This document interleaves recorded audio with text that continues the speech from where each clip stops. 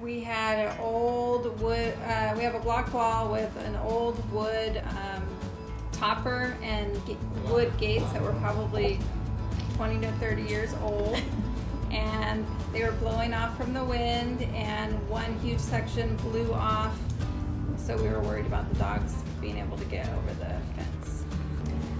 I found you guys on Facebook. The guys were really nice and easy to communicate with, and I think it really helps with having Janelle in the office to fill the gaps.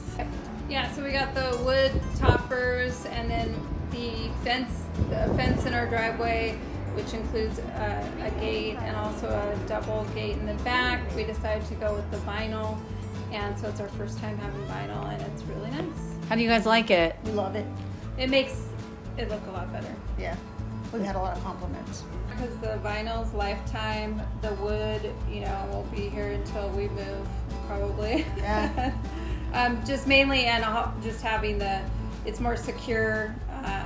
It has better curb appeal, the vinyl, and Looks nicer. Just yeah, as for a whole, us, looks yeah, a I lot just feel nicer. more secure with the dogs too. Yeah.